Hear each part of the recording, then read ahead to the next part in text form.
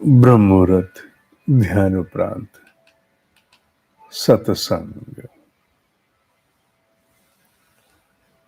आदिगुरु शंकराचार्य जी द्वारा रचित आत्मबोध, श्लोक नंबर 27। आदिगुरु कहते हैं, रस्सी सांप दिखे तो भय लगता है,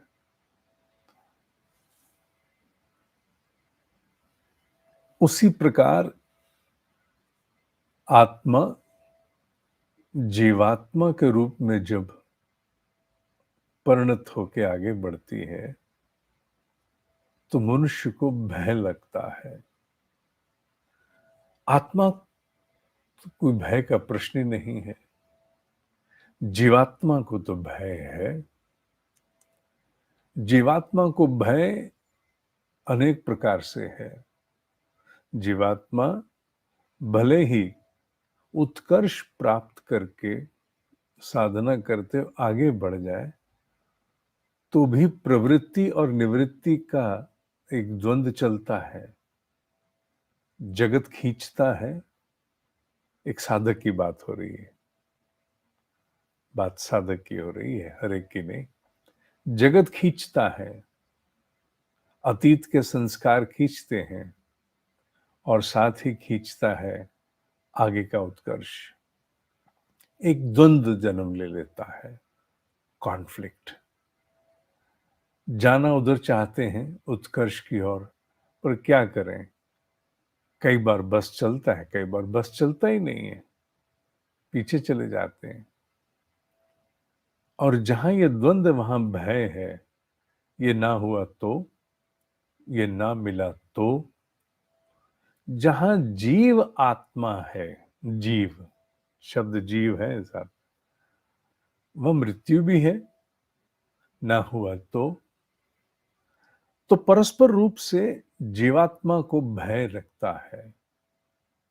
रस्सी सांप बन करके भय दे सकती है, उसी प्रकार आत्मा पर आए आवरण अज्ञानता के उसे भयभीत करते हैं।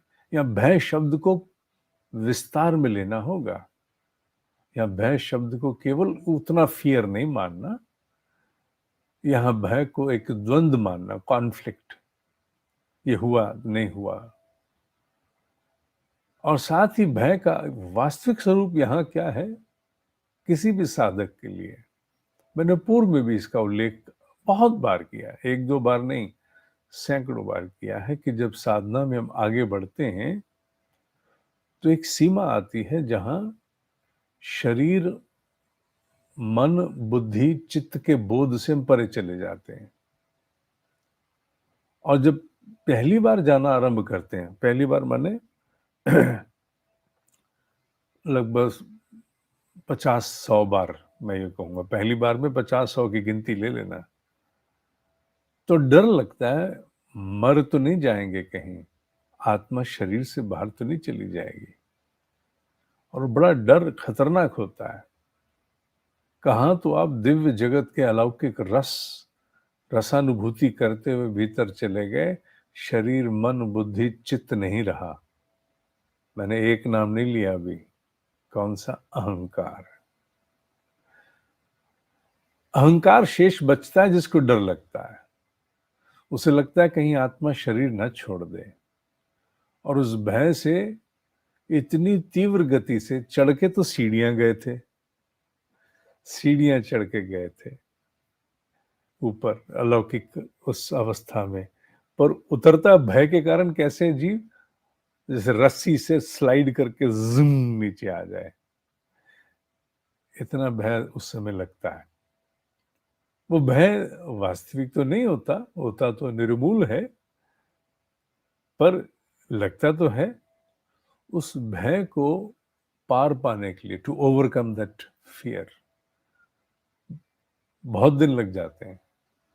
हाँ, वो हो जाता है बाद में, बार बार जब वो पुष्टि होती है कि नहीं, मरते तो नहीं इससे। तो आदिगुरु शंकराचार्य यही कहते हैं, रस्सी सांप का भ्रम दे जाती है अंधेरे में, उसी प्रकार अज्ञानता से आत्मा जीवात्मा स्वरूप में आके भय के वशीभूत हो जाती है। और जैसे ही हम अपने स्वरूप को प्राप्त होते हैं, आइए श्लोक पर आते हैं, स्वरूप को प्राप्त होते हैं, तत्काल निर्भय हो जाते हैं। रज्जु सर्पवत, यहाँ रस्सी, रज्जु सर्पवत, आत्मानम जीवम, शब्द आ गया ना, जीवम, ज्ञात्वा भयम वहेत। जीव मानेगा अपने को तो भय होगा, मानेगा नहीं, वो तो प्रकृति ने रचा ऐसा है कि उसको जीव ही अपने आप को मानता है। ना अहम जीवः परमात्मा इति ज्ञातः चेत निर्भय भवेत। जैसे ये ज्ञान हो जाता है, जैसे ये बोध हो जाता है, मैं बोध शब्द कहूंगा, कि मैं जीवात्मा नहीं, मैं तो आत्मा हूं, परात्मा शब्द दिया है, अर्थात परम आत्मा का अंश आत्मा, तो उसी क्षण जो भय है वो चला जाता है। ये श्लोक यूं पढ़ने में और इसका एक अभ्यास साधक होने के बाद, साधक की बात हो रही है, ये ध्यान रखना, ये बात केवल साधक की हो रही है। इसका अभ्यास परिपक्व पूर्ण होने में जन्म लग जाएगा। क्यों? क्योंकि हम अनुभव में जाते भी हैं, तो हम साधना के गहरे अनुभव में जाते भी हैं। ये गहरा बोध भी सा, मैं कहूँगा बोध नहीं, भी सा, अप्रोक्सीमेट, मैं बड़ा सतर्क हूँ शब्द चुनने में, अप्रोक्सीमेट बोध सा होता है कि मैं न शरीर हूं, न मन हूं, न बुद्धि हूं, न चित्त हूं, न अहंकार हूं, मैं कुछ और हूं। वो गहरा बोध जब गहराने भी लगता है तो भी इतनी जल्दी नहीं छोड़ता भय पीछा।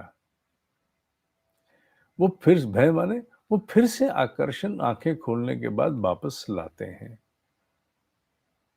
लाइट गई तो जहां से जनरेट होके आई थी वहीं चली गई, लाइट आई तो पूरे नेटवर्क में चली, वापस आ गई। और व्यक्ति जैसे ही साधना उस गहरी अवस्था से बाहर आता है तो फिर से वही हो जाता है अज्ञानता में। उस समय एक प्रभाव तो रहता है, हाँ हाँ, इम्पैक्ट इफेक्ट रहेगा, पर आप उस अवस्था में ये नहीं कह सकते कि मैं इस समय आत्मा ही बैठा हूं। वो कहने की बात है।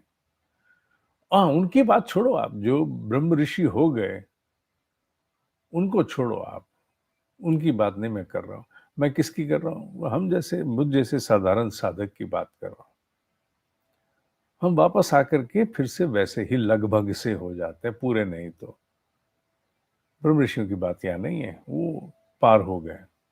वो शरीर में है कि अशरीर हैं, उनके लिए शरीर अशरीर विशेष भेद नहीं है, हमारे लिए बहुत बड़ा भेद है। ये सच है कि जो सच अभी जाना नहीं उसको अनुभव करके जीवन जीना बड़ा कठिन होता है, नहीं? आत्मा का तो साक्षात्कार किया नहीं, अभी तो जीवात्मा ही है, और हम कहें कि मैं परमात्मा हूं, मुझे भय नहीं लगे, हो सकता है? नहीं हो पाता। कहते हैं, हो नहीं पाता। पर बट यहाँ एक कैवियट है, छोटा सा एक बीच में एक महत्वपूर्ण पुट है। वो क्या? इसी का बार बार स्मरण करने से, इन्हीं विचारों का संग करते रहने से मनुष्य में वो दृढ़ता आती चली जाती है। आप कहोगे, क्या कोई वो दृढ़ता है या भ्रम है? इज इट अ कंफ्यूजन और विद सर्टिट्यूड? ये तो करके ही पता लगेगा, कहने से नहीं। मैं कह दूं कि दृढ़ता आती है, आपको आती है कि नहीं आती है, ये तो साधक को स्वतः ही अनुभव करना होगा, मेरे कहने से नहीं। और वो निरंतर साधना से होने लगता है। हाँ, भय रहता है, बिल्कुल रहता है, पर वो विश्वास कि मैं कुछ और हूं, कुछ और बहुत बड़ा कुछ और हूं, वो गहराने लगता है। कितना भ्रम है उसमें और कितना यथार्थ है उसमें, ये फिर आपको तब पुष्टि मिलती है। जो पतंजलि योग सूत्र मेरे साथ पढ़ रहे हैं, उन्होंने पीछे एक श्लोक पढ़ा था 2-1 हफ्ते पूर्व, जिसमें आता है कि छोटी-छोटी ऐसी अनुभूतियां जिन्हें नकारे नहीं नकारा जाए, वो इसकी प्राण प्रतिष्ठा करती हैं कि ये भ्रम नहीं है। I am not in any delusion, this is for certitude. ये है, निश्चित है। छोटी-छोटी अनुभूतियां जीवन की एक-एक करके जब गट्ठर बनती जाती हैं, तो वो एक आत्मविश्वास को प्रबल करती हैं कि निराधार नहीं है। It's not a fantasy of my mind, imagination, hallucination नहीं है, द्विस्वप्न नहीं है। इसके पीछे यथार्थ और यथार्थ अनुभव पर आधारित है, और वो अनुभव मुझे होते चले आ रहे हैं, होते चले आए हैं, कभी ये, कभी वो, कभी ये। वो सब मिल करके जीव को, उसकी उस धारणा को, उसके विश्वास को पुष्ट करते हैं कि कुछ है मेरे भीतर, मैं अवगत नहीं हूं, पर एक आहट सी मिली है, एक आभा की ऊष्मा थोड़ी सी आई तो है है तो सही, क्या पता नहीं, है तो सही, पता नहीं। ये साधक में बड़ा प्रबल हो जाता है और बहुत लंबा चलता है तो सही, पता नहीं। ठीक। ओम ही सत्य है, ओम ही सत्य है, ओम ही सत्य है।